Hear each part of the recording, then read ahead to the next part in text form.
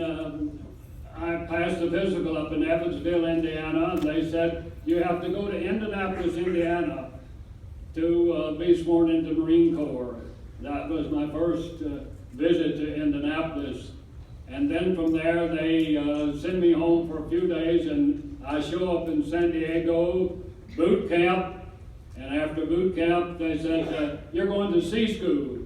Well, I needed more schooling, but I learned quickly that sea school meant that I would be seagoing. And so I go up to San Francisco, and you can imagine what a country boy from Kentucky thought when he saw that big ship twice the length of a football field, and that's to be my home for the duration of the war. And soon after I went aboard, we were at Kwajalein, winning Weetalk, and then I was at Saipan, Tinian, Guam, Sea Battle of the Philippine Seas. I was then in Peleliu. I was at Iwo Jima, at Okinawa, 3 airstrikes on Tokyo, and lastly, I was a Marine Guard that guarded Fat Man and Little Boy. You know who they were? Fat Man and Little Boy, the code name for the 2 atomic bombs that would be dropped at Hiroshima and Nagasaki. It was at Okinawa that we had received a kamikaze plane. We lost several boys. I can see that plane today as it was diving to the fantail where I was on the 40mm ammunition gun. And some 10 seconds or so from the time the boatswain blew the whistle to set emergency in the anti-aircraft batteries, he hit. And when he hit on the edge of the ship. One bomb went all the way through, went through the mess hall, a berthing compartment, a water distilling plant, went through the bottom of the ship, and it exploded on that big shaft that turns those screws. We had to come to the States for repair. Soon after repair, we noticed out on the dock on July the 16th, 1945, we noticed all kinds of brass out there, Navy and Marine Corps brass. And then we saw our crane reaching over out on that dock, and there was a big, big, big crate out there. Sometimes I say it's like my fish store, it gets a little bigger each time, but it was a big bar. And they picked that up and set it on the quarterdeck, and my Marine captain said, Harrell, station a guard in the port hangar deck. Captain Parks, what are we guarding? He said, we don't know. We didn't know. And it's a possibility that even the skipper of the ship did not know. But momentarily there were a couple of Air Force officers that came aboard. And when they came aboard, they had a little canister and a metal cage with a padlock on it. Again, Captain Parks says, Harrell, station the guard on that, follow them up and station the guard on the outside of the hatch up there. Well, who are they and what's in a little cage? He said, we don't know.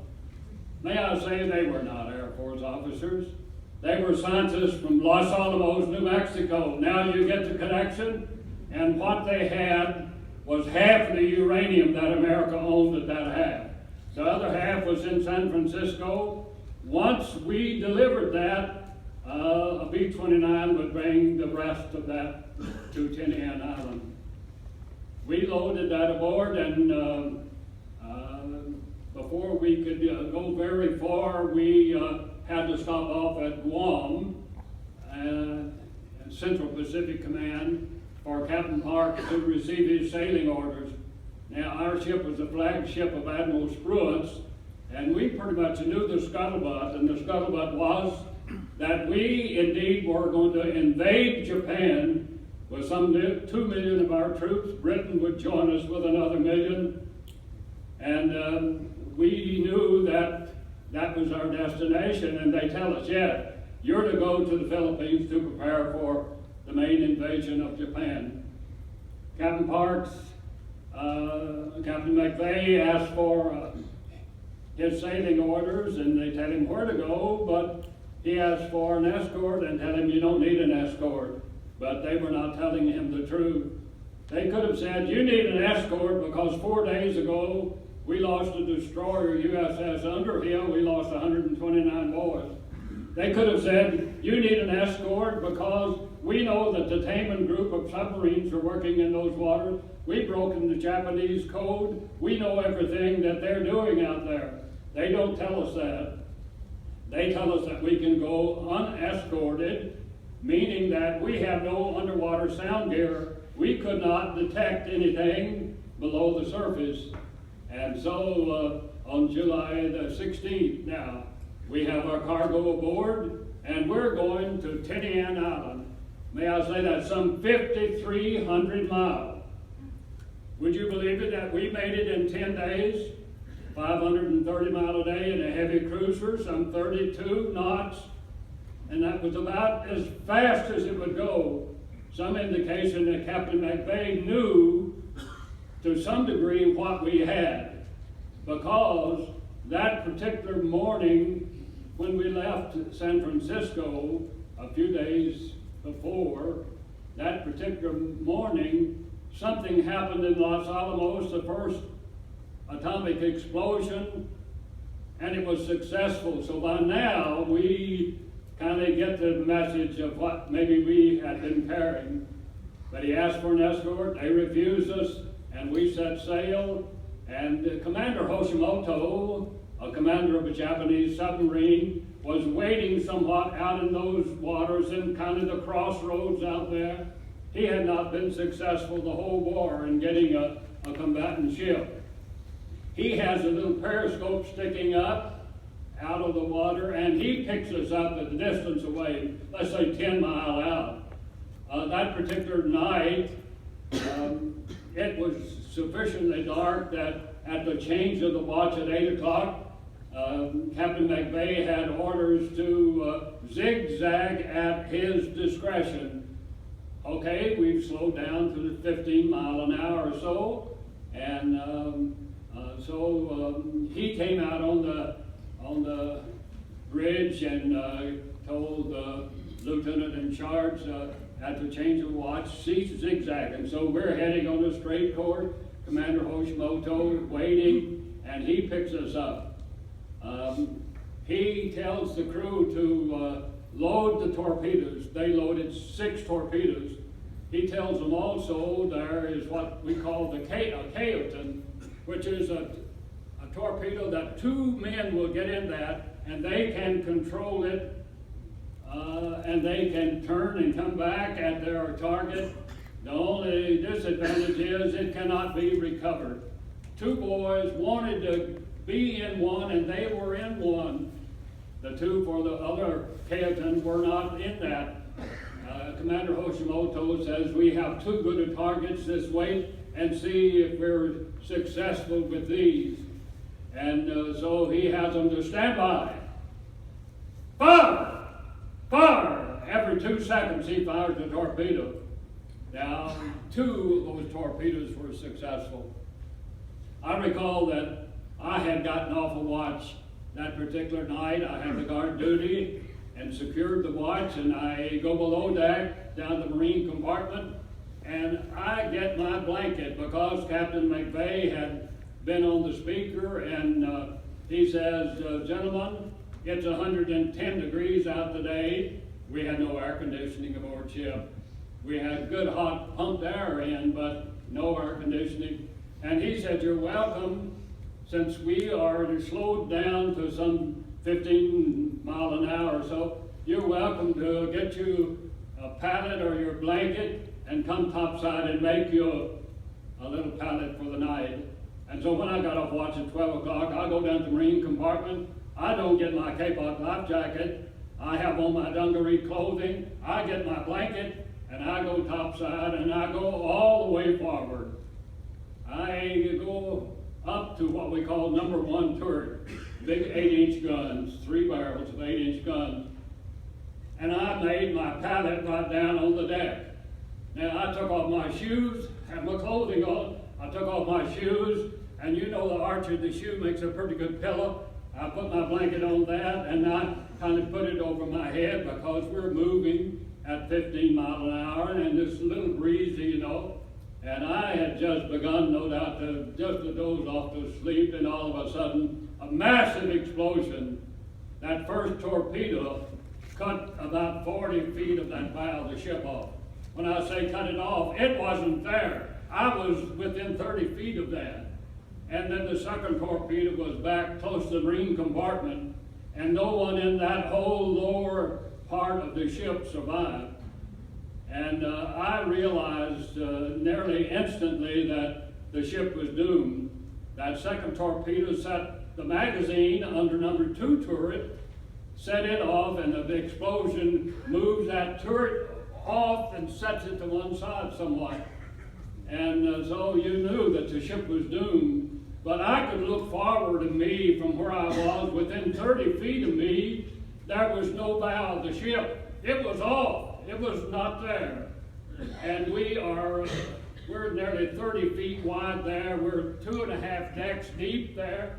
And you can imagine those screws are still turning, pushing forward. You could hear and feel all of that water coming in. You could hear the bulkheads down below, that steel metal, you could nearly feel it breaking. And I knew that the ship was doomed. And I realized I've got to get back midship, which is my emergency station. My lieutenant would be there to give me orders as to what I'm to do. And at that time, did not know whether we were in combat to be firing or what we were to do. But as I started back midship, I have to go by somewhat compartments of officers' quarters forward.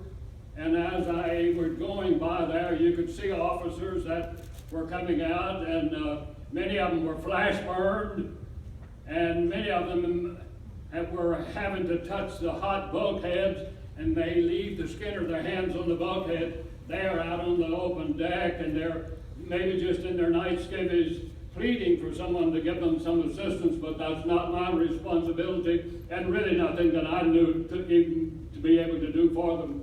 I knew that I had to get to my emergency station, and I know by now that the bow of the ship is already nearly completely under. And as I make my way then back to midship, I realize I don't have a life jacket, and this ship is sinking. That second torpedo on the starboard side, now the ship is listing to the starboard to where you can hardly stand on the deck. But I'm making my way back midship. I get back on the quarterdeck. My Marine lieutenant was there, and Lieutenant Stauffer, permission to cut down big canvas bags of those Kapok life jackets. And his response was, not until we get word to abandon ship. The ship is sinking. In fact, nearly by now, the ship is listing to the starboard, and normally the quarterdeck would be 8 feet above waterline. There's water on the quarterdeck. The first 100 yards of the ship, there's water on the surface deck. And we are in need of word to come down to abandon ship, or the ship is going to leave us. And I asked my lieutenant permission to cut down those Kapok jackets, and he said, not until we get word to abandon ship. Well, there was a Navy commander that came from below deck, and as he came through the hatch, I recognized who he was, but he was nearly beyond recognition because his clothing and his face had been flash burned. And some sailor hollered out, get the commander a life jacket, and they began to cut down those life jackets. And probably there might have been 100 men on the quarterdeck, and we were reaching in and grabbing to get us a Kapok life jacket. Now, if you don't know what a Kapok life jacket is, you know what a horse collar is? Imagine a horse collar made into a vest made out of a material that is flotation material. I managed to get me a Kapok jacket. I put it on, but I didn't fasten it in the straddle because I knew that momentarily I'm going to be leaving the ship, or the ship is going to leave me.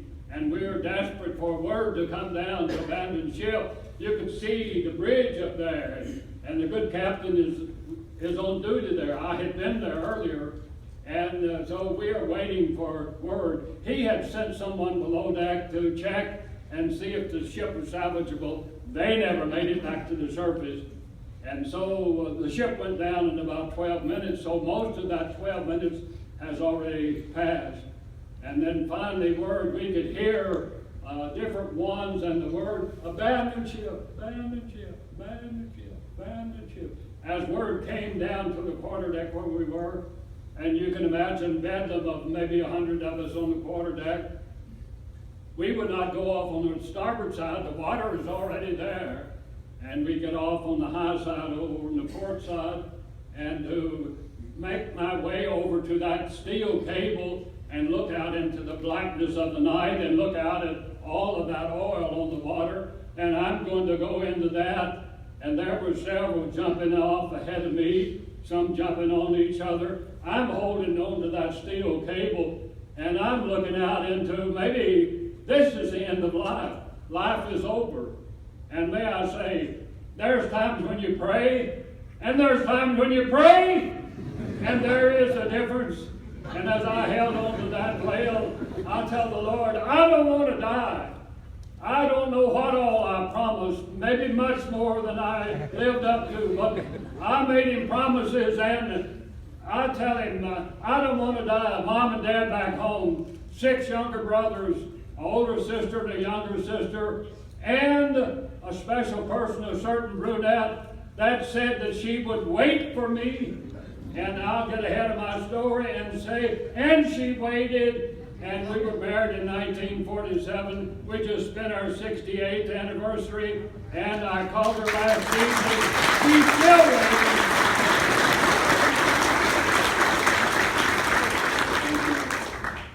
So I'm praying. Now, there was no audible word that came to me. No. But there was a word that came to me, I'll never leave you nor forsake you. Peace I give unto you, not as the world giveth, give unto you. Let not your hearts be troubled. Don't be afraid. Something maybe I learned as a youngster in Sunday school, that came to mind, and I had to say, Lord, you're speaking to me. I'm going to make it. Now, I didn't know I'm going to be out there 4.5 days, and I'm holding on to that rail. I climbed over that rail, and by now, the keel of the ship is nearly as level as the deck, and I stepped over that rail. I made 2 big long steps, jumped into that water feet first. That cape-out jacket came up over my head, and now I have to get my head above all of that oil to swim away then from the ship, to look back and see now the first 100 yards is under. That fantail is coming high in the air, and those screws are still turning. Boys were making their way any place they could get off of the ship. Some actually were jumping. They could not see the blackness below. They could not see those screws turning. Some actually jumped into those screws. We saw that. And then I saw the ship, then as she turned to the starboard, it went completely under. I'm making my way out to some buddies out there, and after a bit, I saw the ship as she went completely under, and I made my way to this little group, and we saw that we had several that did not have cape-out life jackets, and some were maybe wounded rather severely that didn't make it till daybreak. And there was about 80 of us in that little group. Now there were others all scattered all over.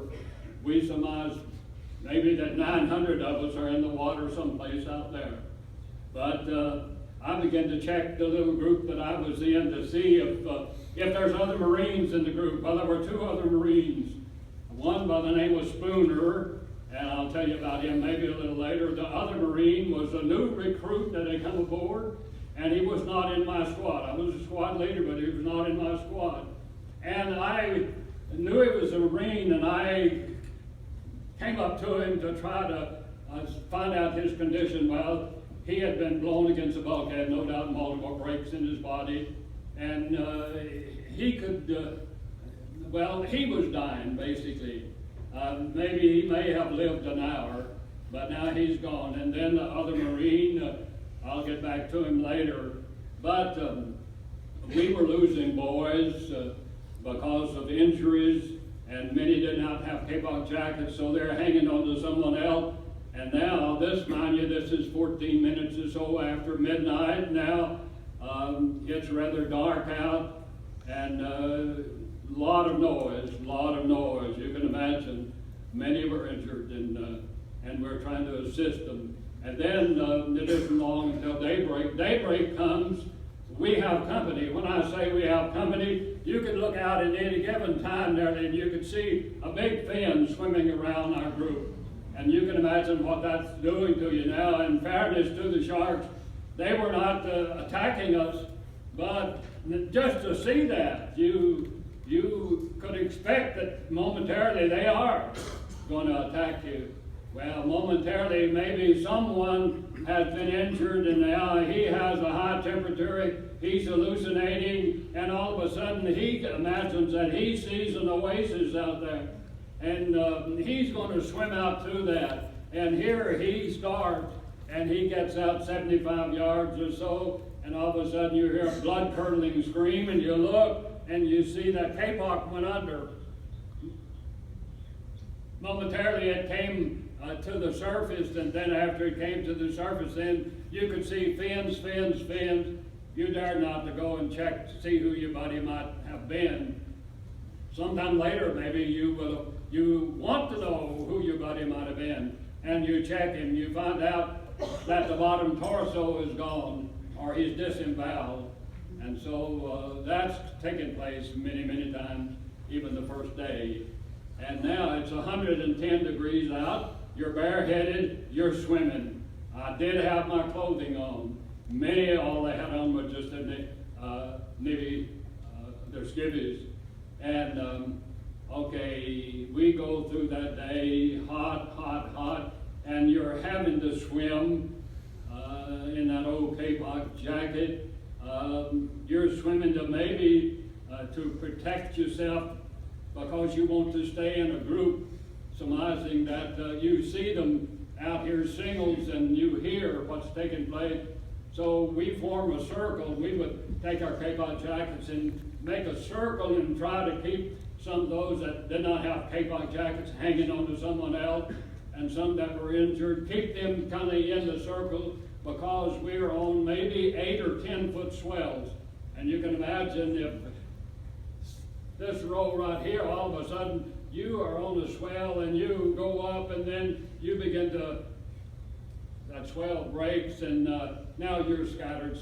So how do we keep all of you together? We form a circle and try to keep everyone in the circle, and that lasts for a little while. But it isn't long till someone hallucinates and he's unhooked and he's out and you hear the scream, and that's going to take place many times. Let's go through that first day. Let's come to the second day, but we go through the second night before we come to the second day. The second night, it's 85-degree water, but I don't know what the temperature is, but you go out and get just soaking wet, and a little breeze stirring, and it isn't long until that body temperature, 98, it drops a degree or two every hour, and now it's down to where you are having to work even to stay halfway warm, even with your clothing on. But your temperature, if it finally, say, hits about 85 below, that's too late. It's all over. Hypothermia, and you're gone. So that's going to take place many times. Okay, the second day, though, 110 degrees, you're swimming. You're swimming to help a buddy or to stay in the group or to help someone that's having some difficulty. And so you're desperate for water. Well, you see boys that would tear off some of their clothing and make a little strainer and put some water up in that, put their head under it, and drink some of that salt water. And within the hour, I can tell you what happened. Within an hour, he did not know who his buddy might have been. His buddy might be a Jap, and he might attack his buddy. Or in this one case, his buddy, he thought had a canteen of water in his kapok jacket. He took out his sheath knife, and he went at him with vengeance and stabbed him, and then all that blood, that you can imagine what's going to take place. Okay, now here we are, though, we're in the second day, and we're so thirsty, and we're desperate for water. And then all of a sudden you look at, like you see here in Georgia, I think where I am. A little rain cloud, you see it coming. Look, it's raining. And that was the case. Look, it's raining. Look. And as that little rain cloud came over, what do? I'll tell you what you do. You open your mouth heavenward and you pray for a few drops of water. By now your lips are swollen, they're cracked open, and all of that salt and all of that oil. And by now, in that 110-degree weather, believe me, your tongue is swelling, and you are desperate for water. Thank you, Lord. Thank you, Lord. And the little rain cloud comes over. How much water? I tried it one day, just for the fun of it, as a little rain shower, much after 70 years ago, just to see. Okay, you open your mouth. I've got a pretty big mouth, but you can't catch much water. But back then, that little rain, it washed all of that oil off of my face down, and I'm swallowing some of that. And then, oh my. Anyway, so we took our greasy hands and we somewhat funneled some water and we drank some of that salt water. But just after a minute or two, you can imagine that oil on her hands, on her face. Now, we swallowed that. And after just a little while, you know what? It wants to come up, and it does. And so maybe we had gotten some water that stayed. That's all the water that I had in 4.5 days. Okay, let's take it through that second day. Sometime that second day, my Marine buddy Spooner, he'd gone into the water head first. And you can imagine diving into a half inch of that black oil. How are you going to get that out? You aren't. And then that salt water, if you look up at the sun, it turns to powder. So you're going to grind that in your eyes. And his eyeballs were just two big red sores. And finally, the second day, he could not close his eyes. His eyes were open, but just two big red sores.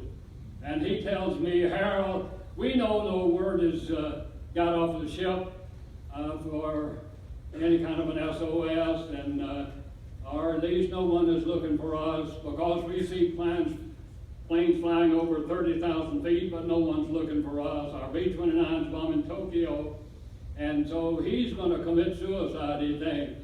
Spooner, how are you going to do it? I saw that he really meant he was going to do it, and he was in misery. And so he said, I'll dive down so far I'll drown before I come up. I knew he meant it, and I kind of used a little effort and grabbed him, and I said, Spooner, there's 2 Marines in this group. There's going to be 2 Marines when rescue comes, and rescue is coming. And so I fastened his K-Bot jacket onto mine. We swam together through that night.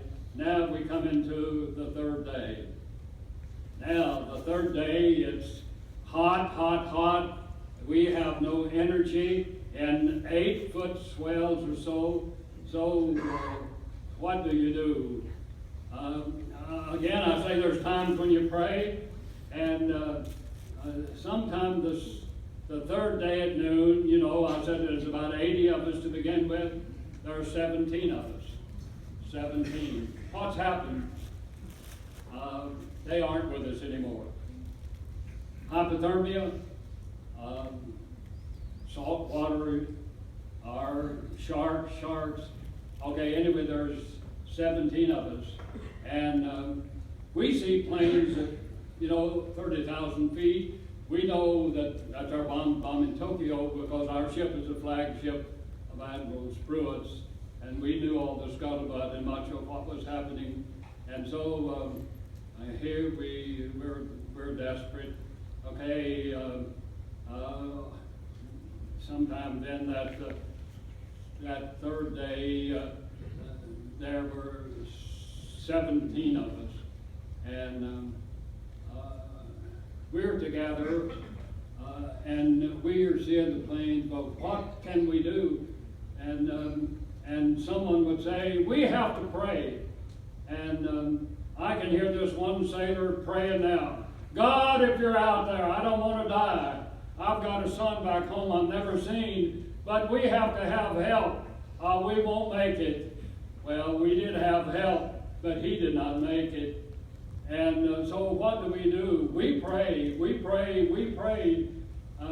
repeated prayers, and for a good long period of time. And all of a sudden we realized that our K-Pot jackets now are so waterlogged that they aren't really holding our head out of water. And so we're having to swim. And one of the boys said, let's take them off and sit in them. And so we take off our K-Pot jackets, and they have the same buoyancy. The only thing, they're down a little further under you. And now we do that, and now we're having to swim to keep our head above the water. And then maybe if you don't continue to swim, it will pitch you, and now you got to try to get that inner tube back under you, out in the swimming pool. Yeah.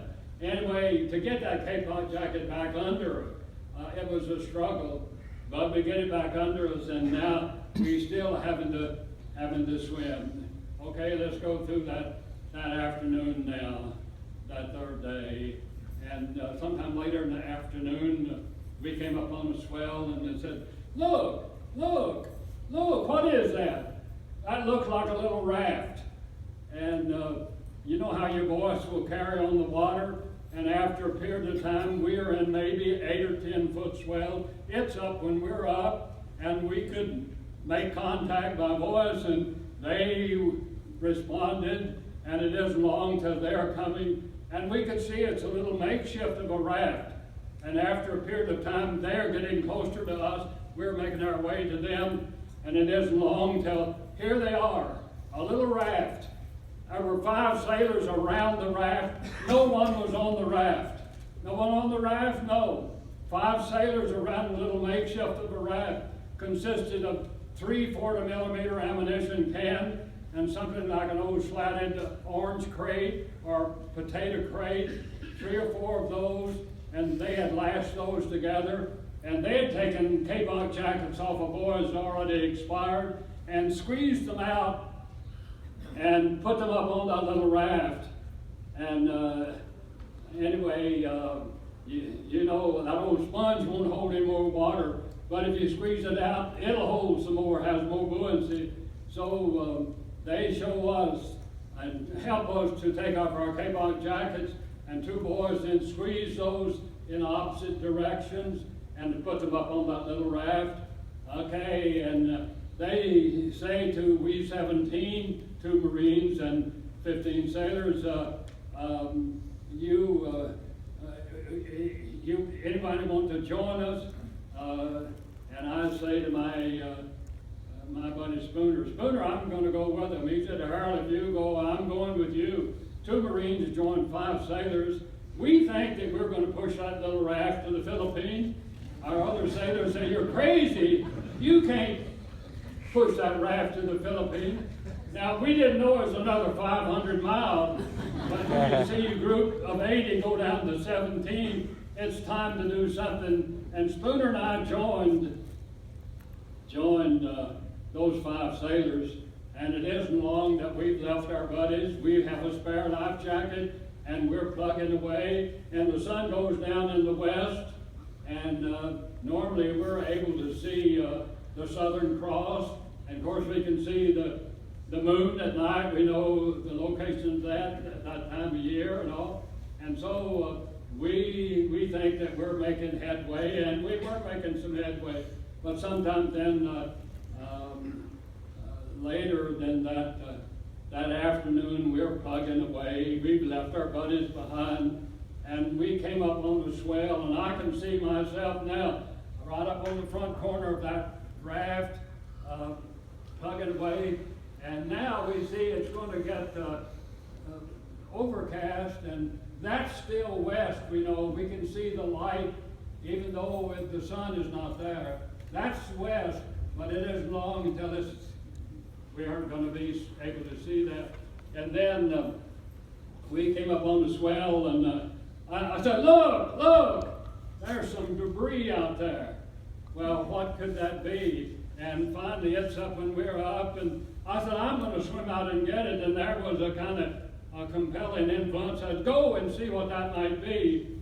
And so I put my K-Block jacket kind of on like a vest, and I'd do a dog paddle, and I swim out to that little object, ever what it might be, praying that it could be water or it could be food, could be something.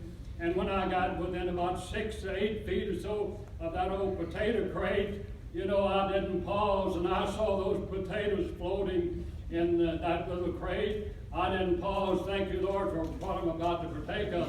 But in desperation, I'm reaching for that first potato. And as I got that first potato, kind of in the agony of defeat, as I squeezed that rot squeezing through my fingers, and now to take that and peel it somewhat with your hand, peel it with your teeth, you don't spit out all the rot. It was solid on the inside. Now you ladies know what rotten potatoes smell like. I know what they taste like. I had a little bit of solid potato. That was the food that I had for 4.5 days. And now I swam back to my buddies, and they see that I'm eating something. What is it? Rotten potatoes. But they leave the raft. They came out and joined me, and we had a little picnic. All we had to eat was half-rotten potatoes, but no ants to bother us. And anyway, so now we're struggling still. We see that west is still visible, to say the west is in that direction, somewhat. But no moon, no southern cross, and of course the sun had been gone for a good while. Okay, so we're plugging away there sometime that night, and we hear voices. Now, may I say, there's times you can hear voices, believe me. There's times when you can see things that aren't there. There's times when you can hear things that maybe didn't exist because you want to hear, you desperate to hear. But we heard voices, and so we responded, and after a period of time, here came a gentleman, a Navy lieutenant that I knew, because oftentimes I was the captain's orderly, and he was the officer of the deck. And here he's Lieutenant McKissick from Texas, and oftentimes he would give me a message to go and tell the captain. And the greenhorn that I did not know the nomenclature that he was trying to tell me to tell someone else, especially my captain. And he would say, "Hey, Marine, repeat that." I would repeat it maybe the third time. "Okay, go and tell the good captain." And so anyway, here's McKissick. 1, 2, 3, 4, 5 sailors. We never did know. But they were coming in because they could hear our voices. And so they came into our group. And so here was a Marine that had a pocket full of half-rotten potatoes, and some still in that crate that we put up on that little raft. So as they came into our group, we were sharing half-rotten potatoes with them. And McKissick says, "You're not going to push that raft to the Philippines." We said, "Yes, we are," because of our jackets. And their jackets was just nearly completely gone. And we showed them how, if they would take off their jacket, we could twist them in opposite direction and squeeze some of the water out. And we had some at least a little drier than what they had. And so here, they have a spare tire. Now then, the wind calmed down, the waves calmed down the rest of that night, probably to the extent that with a little bit of a spare tire, a spare life jacket, and a little bit of potato to eat. The next morning at daybreak, I'm with McKissick and one sailor. "Where's my buddy Spooner?" "I don't know." "Where's the raft?" "I don't know." And I'm desperate to find Spooner, and I'm desperate to find that raft, but the next morning it's 8-foot swells, so you're down and it's out there someplace, but you don't see it, and maybe you are separated. We don't know how far we were from it. And so here I am with McKissick and one sailor. And now here it is, the 4th day. And so McKissick, knowing me, asked me, hey Marine, have you ever been to the Philippines? No, I never have. And he said, maybe help will come, and if we make it, you know, he promised to take me under wing. Okay, I saw this other sailor, and I saw what he was doing was what I had seen so many do. And I often say, it's much, much easier to die than it is to live. You have to work to live, but all you have to do out there to die is just quit, just give up. And he was giving up. I saw that his head had already dropped in the water. I go over and I shook him and tried to encourage him to hang in there, buddy. Help will be here tomorrow. And he could care less. The second time, the same thing. The third time I checked him, it's too late. He'd already given up completely. Just McKissick and myself. And McKissick said, Marine, you ever been to the Philippines? He'd take me under wing once we made it, he would tell me. And so we were struggling. We're the only two that we knew were around anywhere. And then all of a sudden, we looked, and I said, look, I see a plane. Look, I see a plane. And what would you do? We saw a plane maybe 3,000 or 4,000 feet up. You could hear it. And what do? You wave, you splash water. No doubt you holler. You do everything in your power to attract his attention. But let me take you up there, Lieutenant Gwynn, flying that Ventura. I call it a V-25 in it, but it's a twin-engine plane with wheels on it. And I could see him there, and we're waving. Thank you, Lord. Look, he's coming in. And he did. He was coming in. You could tell he was coming down. But let me take you up there. Here he's flying at, say, 4,000 feet. He's looking forward of him, let's say, 4 miles. He's looking at his peripheral vision, 2.5 miles each side. He's looking at 20 square miles. And to see a man's head down here 6 by 8 inches, impossible. Let me take you up there, though, and tell you what's happening.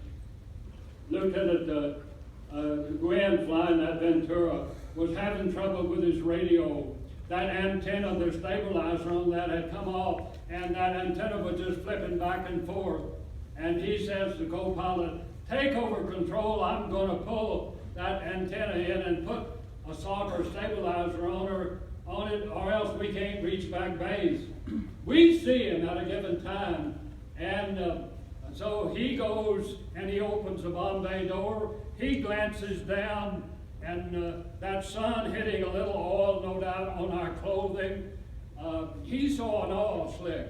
He rushed back to take over control of the plane, and when he took over control of the plane, the crew says, what is it? What is it? And he said, look down there. Well, you don't look out of a plane at 4,000 feet and see much down there. But what he had saw through that little opening in the bottom of that plane was that oil slick, and the sun hit that. And I spoke to the 100th anniversary of the Boy Scouts out in Spokane, some 5,400 scouts. I said, you know what he saw? He saw your little mirror. That sun hit that oil, and he saw that. And so what does he do? He rushes back to take over control of the plane. He reaches and he gets the mic. Load the bombs.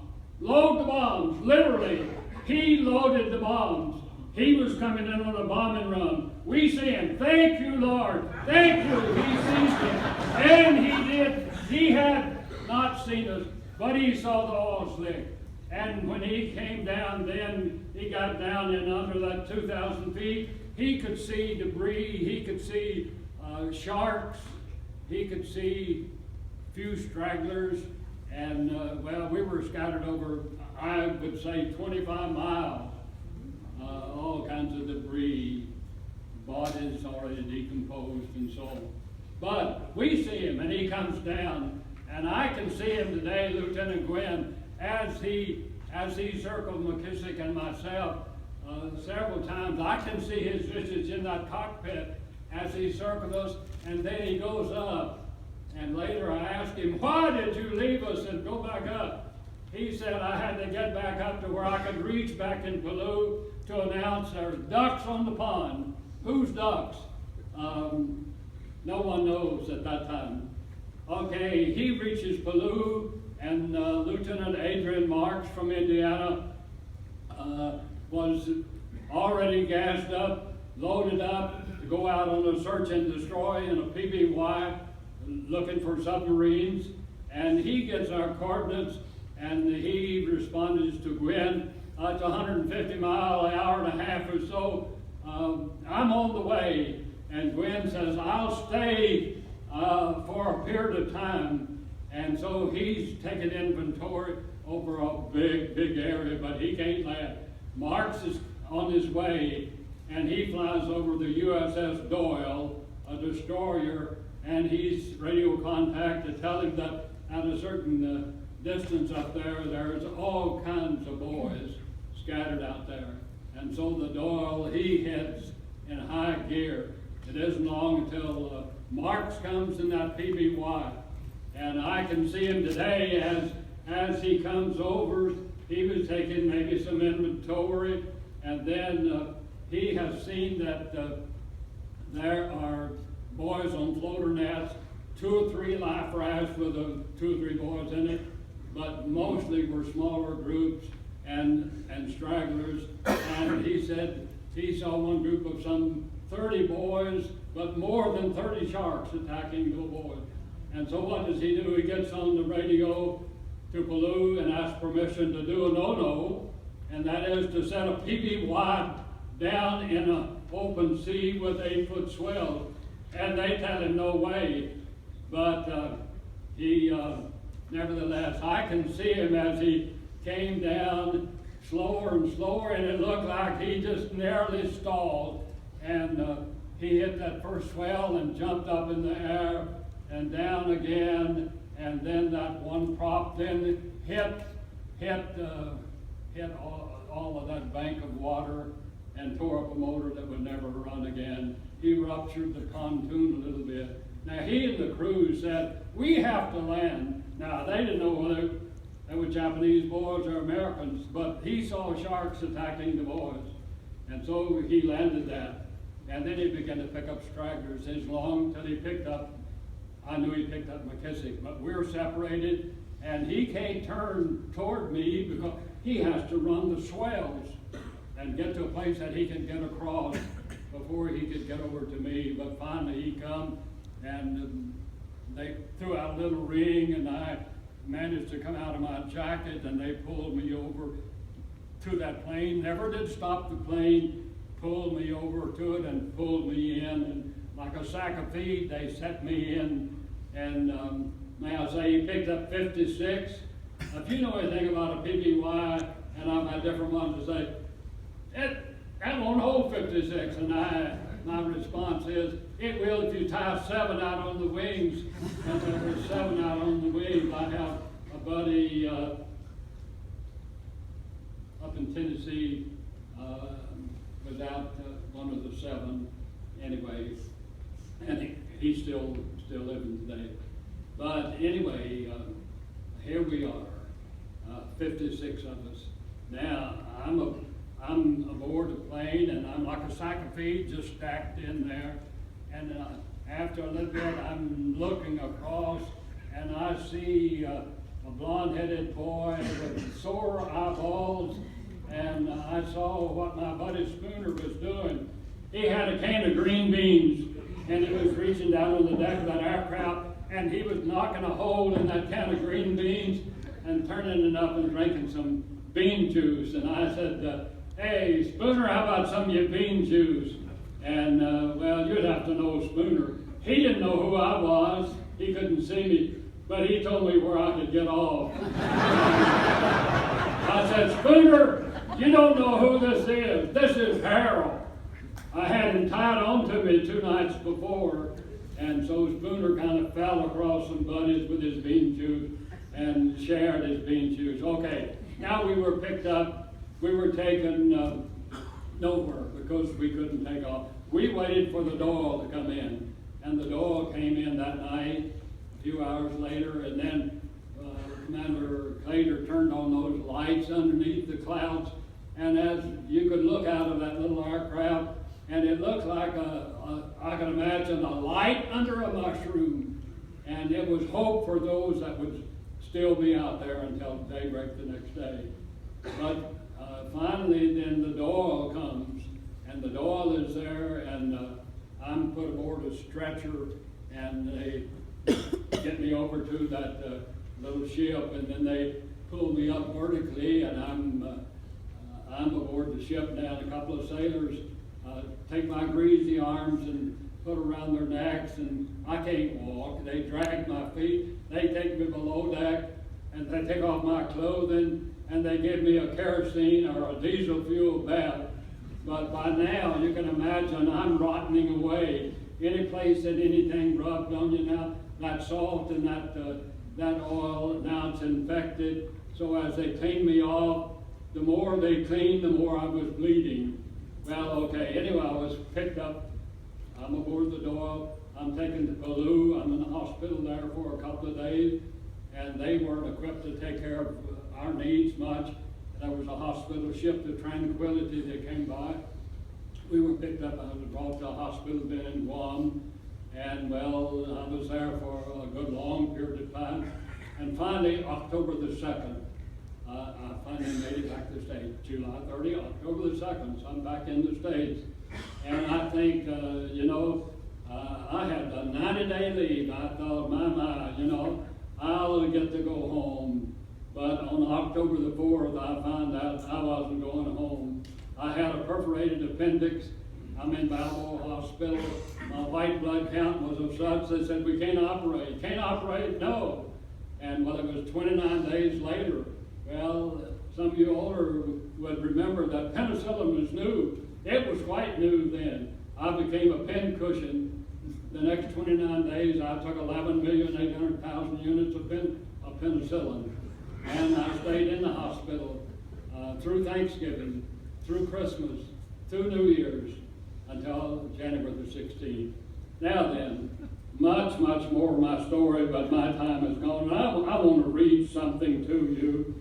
And it has to do, what were the chances that Wilbur Gwynn would spot us out in the water. Okay, Adrian Marks had picked us up. They came to our reunions and our first one was 1960, then we had it every 5 years, and then finally we had to have it every 2 years because there weren't that many of us. There are 30 of us today, and so anyway, Marks was telling the possibility of Gwynn seeing us out there in the water, and here's what he has to say, and I have it in print. He says, what were the chances that Wilbur Gwynn would fly a course which should take him directly over you? And what were the chances that his radio antenna would break while he was out on this mission? What were the chances that he would open his Bombay doors and look straight down momentarily? And what were the chances that he would look straight down on one of you? You didn't have a chance in a million. I know that most of you prayed a lot, and I know that some of you feel that it made a difference. Wilbur Gwynn is a wonderful man and a fine pilot. He never said that he heard a voice speak to him, but was there an unseen hand upon his shoulder? Did he find you by pure chance? The odds against it are 1 in a million, nay, 1 in a billion. But somehow he was chosen as the instrument to overcome these impossible astronomical odds. Wilbur Gwynn looked down at the split second that would become one of the great moments of history.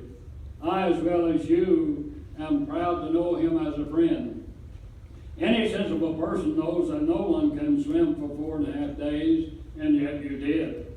For 40 years I have reflected upon the blind courage and the unbelievableness of greatness of spirit that I saw when each survivor was brought aboard my aircraft.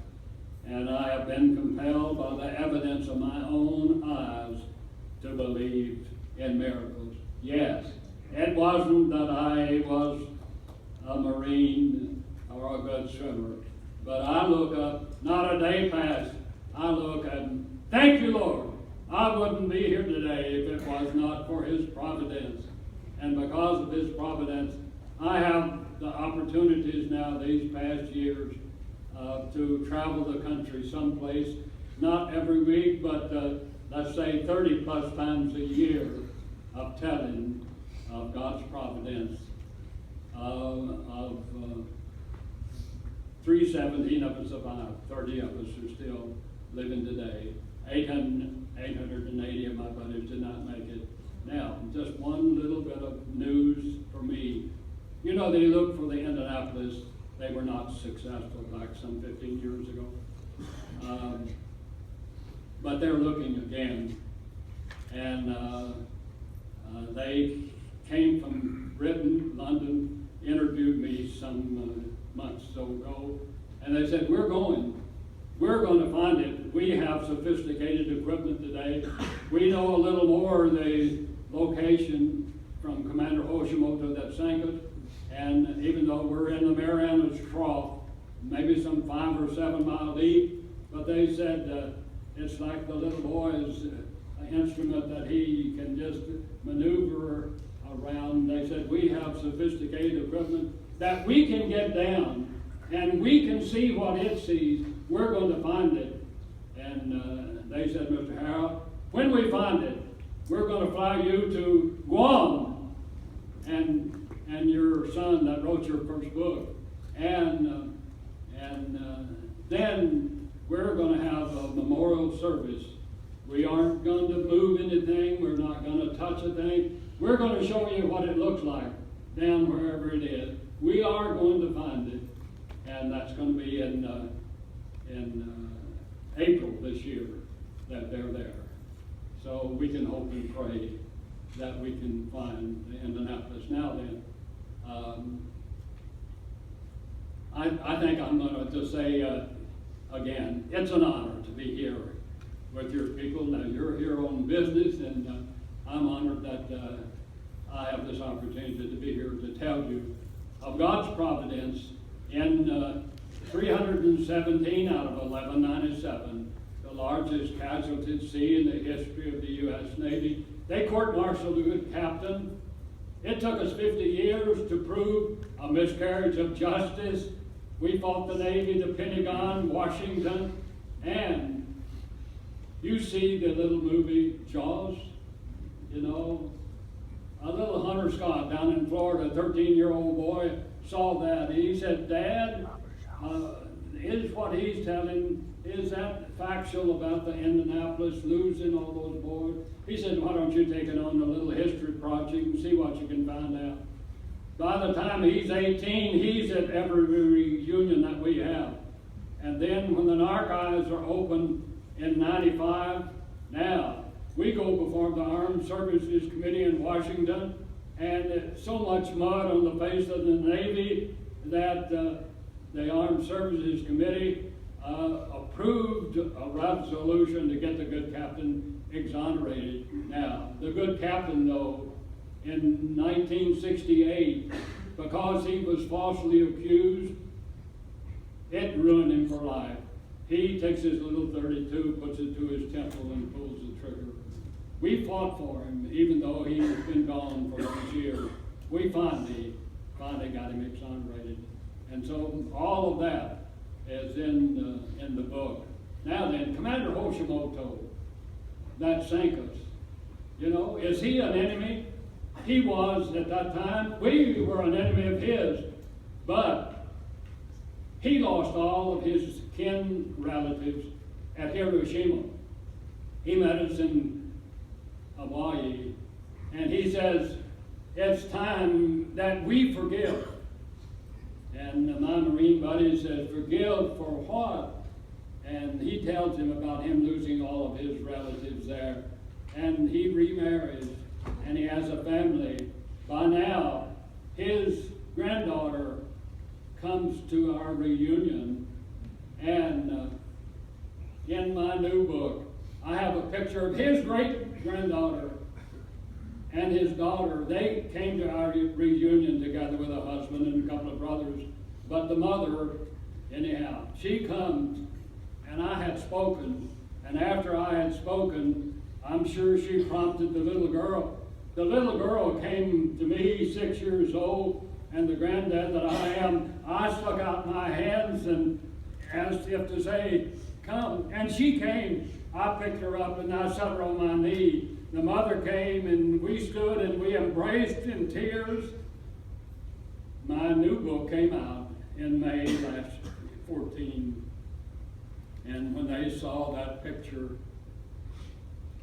the spirit of reconciliation, I have a chapter of little Japanese great-granddaughter, Hoshimoto. Now, he's been gone for several years.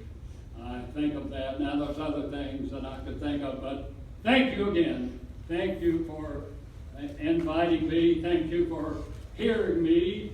And some of you will be reading my book because you got my book. But it's an honor to be here and to tell you of my experience of the greatest disaster at sea in the history of the U.S. Navy. Thank you so much.